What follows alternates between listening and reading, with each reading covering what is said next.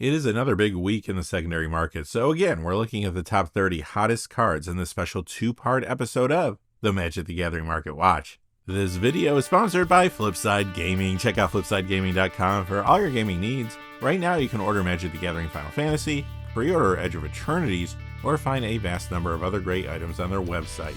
Remember, shipping is free in the US if your order is over $100 or consists only of singles. Just look in the description or comment section below for direct links to their site.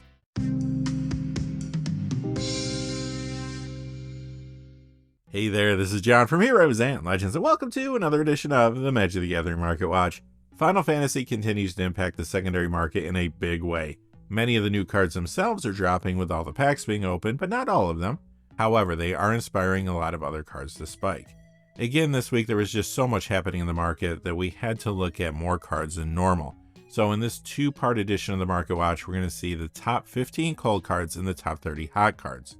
As always, our lists are based on two pieces of criteria: the percentage change in the value of the cards, as well as the change in the number of sales from week to week. We'll quickly look at the cold cards and spend a little more time on the cards moving up in price. Quickly before we get started though, I do want to say thank you to one of our silver patrons, and that is Cade Browning. Cade, thank you for all your support on Patreon. It truly goes a long way. I could not do this without viewers like yourself, so thank you, Cade. And now, without any further ado, let's get into it. We'll begin with the first part of the coldest cards of the week. We're going to be looking at numbers 15 through 8 in this video. In part 2, we'll look at the top 7. Now remember, cold cards does not necessarily mean cards that are seeing less play. They're just cards that are moving down in value. And like I alluded to a moment ago, most of these cards are from Final Fantasy products. Some of the demand for them has been satisfied due to the huge number of packs that have been cracked.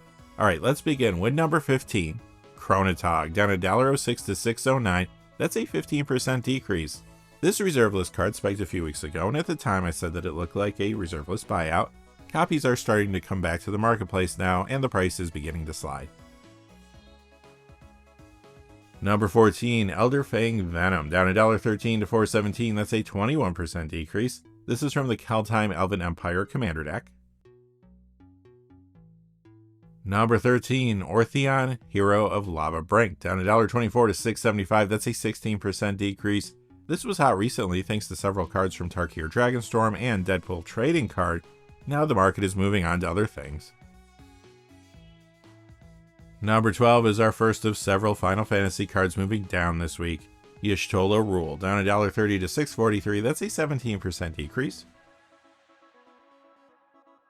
Down 7 spots this week to number 11, Astrologian's Planisphere, down $1.46 to $3.54. That's a 29% decrease. Number 10, Draco Genesis, down $1.61 to $9.39. That's a 15% decrease. This is a card moving down from a different recent highly open set, Tarkir Dragonstorm. Number 9, Tifo Lockhart, down $1.96 to $6.52. That's a 23% decrease. And number 8, Lightning Army of One, down $4.60 to $20.39. That's an 18% decrease. Alright, it is now time to look at the first half of our hottest cards of the week, numbers 30 through 16, beginning with number 30, Murmuration, up $1.12 to $2.02. That's a 124% increase. This is from Family Matters, the Bloomburrow Commander deck, not the TV show. It has been in a few Commander builds, like the ones around Castro the Windcrested and Zinnia Valley's Voice, which is the front-facing commander from its pre-con. But birds are so hot right now, thanks to Final Fantasy. Many players are getting Murmuration to add to the new Commander decks around Choco Seeker of Paradise, hence the price increase. Number 29, Irenicus's Vile Duplication from Commander Legends Battle for Baldur's Gate, up $1.14 to $6.84. That's a 20% increase. This had been seeing some Commander play in several builds, like Lord Xander the Collector, as well as the partner builds with Francisco Fowl Marauder and Malcolm Keen-Eyed Navigator, for example. However, now Irenicus's Vile Duplication is appearing in multiple Commander decks around new Final Fantasy cards. It just happens to play well with a bunch of new legendary creatures, and that's what's moving the price. First, many are getting this to upgrade the Scions of Spellcraft Commander deck, while others are adding it to fresh builds around the front-facing commander from there, Y'shtola Knight's Blessed. Irenicus's Vile Duplication is also appearing in builds around several different cards from the main set, including Kefka Court Mage / Kefka Ruler of Ruin, the Emperor of Palamecia / the Lord Master of Hell, Tella Great Sage, and Vivi Orniteer. Number 28, Bureau Headmaster, up $1.27 to $3.50 for a 57% increase. This is from the Assassin's Creed Starter Kit.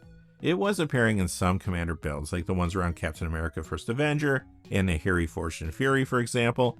Now though, cards like this are seeing more play thanks to the equipment support that has come out of Final Fantasy, leading to some price increases. Many players have been getting this to upgrade the Final Fantasy Limit Break Commander deck, while others have been putting it in fresh builds around a couple cards from there. The front-facing Commander, Cloudix Soldier, as well as Sephiroth Fallen Hero. Additionally, Bureau Master is appearing in Commander decks around 2 other new cards, Lightning Army of One from the Final Fantasy main set, and Cloud, Planet's Champion from the Starter Kit. Number 27, Battle at the Hell Vault, up $1.38 to $6.35, that's a 28% increase. This can only be found in the Commander Master's Enduring Enchantments Commander deck, which means it doesn't take too much to get the price of this card to move.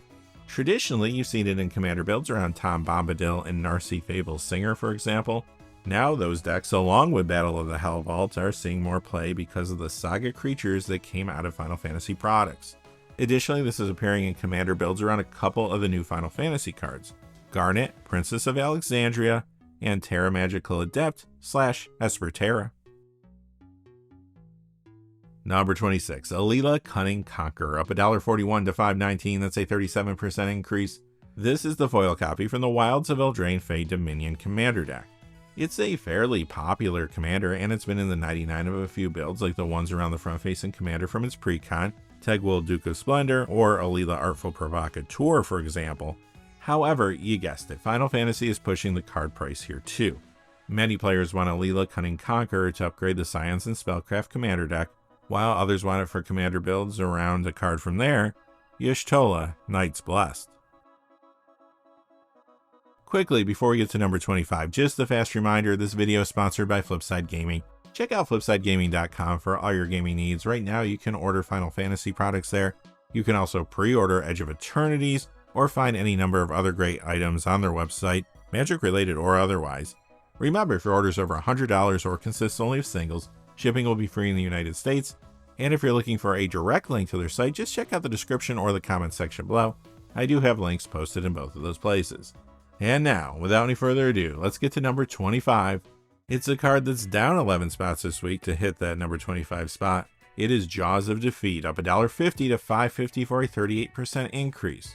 This is from the Tarkir Dragonstorm Abzan Armor Commander deck, and it does see Commander play around the front-facing commander from its pre-con, Felithar the Steadfast, and around Betor Kinta from the main set. But again, Final Fantasy has made a card more sought after. This combos with a new card, Overkill, from the Final Fantasy main set.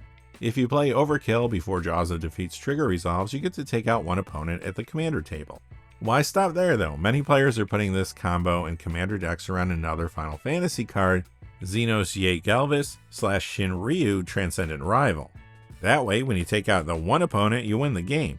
Now, it might be hard to pull off when the whole table has no choice but to try to stop you, but people are going to try. Number 24, Steel Shaper's Gift. The Commander Legends copy is up $1.28 to $7.10, that's a 37% increase. The one from 5th Dawn is up $1.67 to $7.48, that's an 81% increase. This is found many times in Jeskai Hammer Time. Those decks recently got new tools in the form of Corey Steelcutter from Tarkir Dragonstorm, and Raban, Bull of Alamigo from Final Fantasy. Plus, there is a Boros Hammer Time deck that's doing really well right now in Modern, but most of those builds are not running Steel Shaper's Gift at this point. However, the Final Fantasy equipment support has it getting more play in Commander as well. Traditionally, it's been in builds like Captain America First Avenger, as well as around the partner commanders, Ardent Intrepid Archaeologist, and Rogue Rock, Son of Roga, for example. Now I'm seeing a lot of players picking up Steel Shaper's Gift to upgrade the Limit Break Commander deck, or to use in fresh builds around the front-facing commander from there, Cloudix Soldier. Steel Shaper's Gift is in the 99 of other decks around Final Fantasy cards too, like Lightning Army of One, and Squall Seed Mercenary from the main set, and Cloud Planet's Champion from the starter kit. The card I see Steel Shaper's Gift played around the most though is Cloud Midgar Mercenary, which is also from the Final Fantasy main set, In fact, Steel Shaper's Gift is in 1v1 commander builds around Cloud Midgar Mercenary 2. Moving up 7 spots this week to number 23, Sister Hospitler, up $1.86 to $8.36. That's a 29% increase. This is from the Warhammer 40k Forces of the Imperium commander deck. It has been seeing a little commander play in builds around Hashatan Scarab's Fist and Marneus Kelgar from its precon, for example.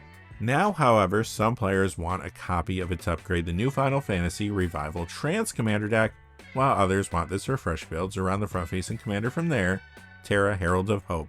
And that has led to the card's price increase.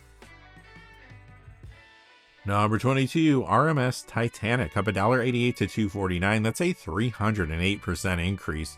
This is from the Doctor Who Timey-Wimey commander deck. It currently gets a little bit of commander play in a few builds, like Magda Brazen Outlaw, or more recently, Culloden Triumph Caster, for example.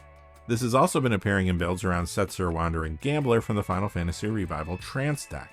But the real reason RMS Titanic is spiking is due to an upcoming commander's rule change that will take effect with Edge of Eternities. The new set is going to feature spacecraft vehicles, so in the future you will be able to make any legendary vehicle your commander.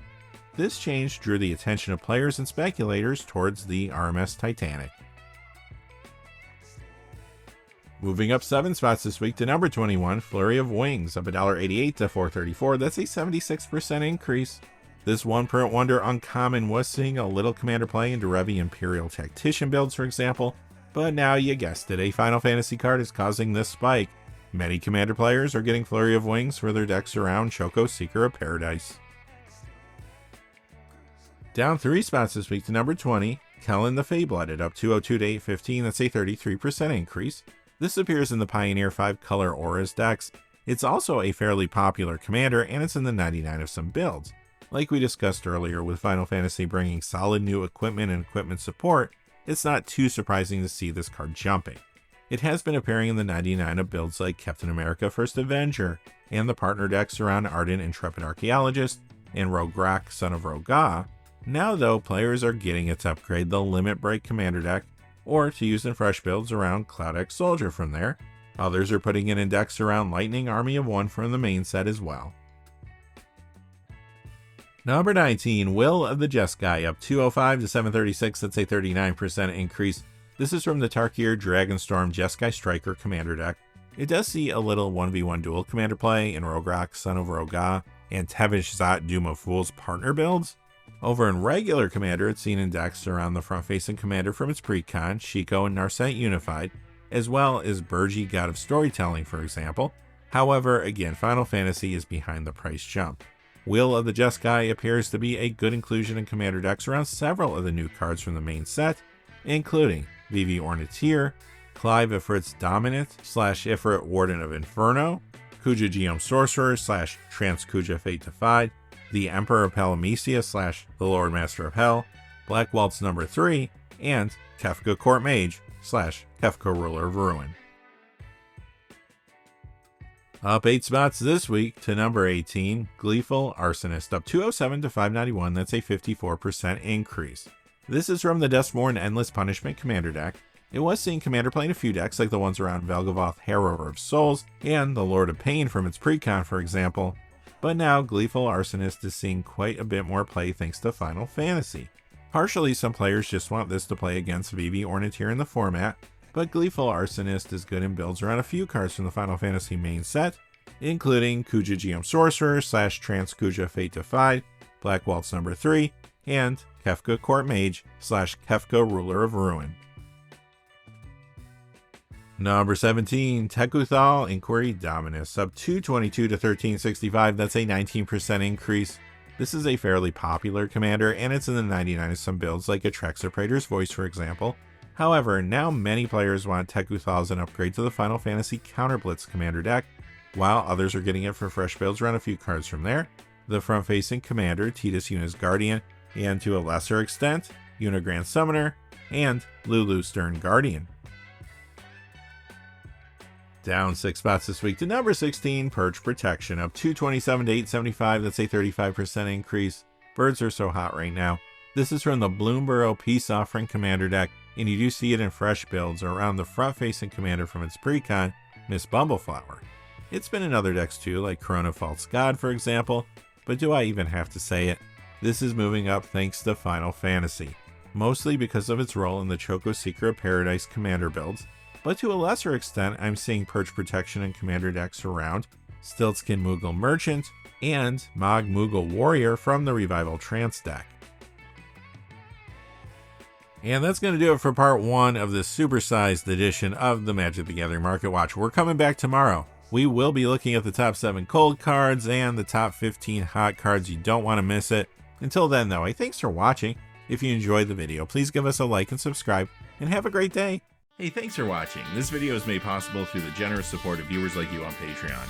Check out the description below for links to our Patreon page as well as our Amazon affiliate store, where a small percentage of all sales will also help support the channel.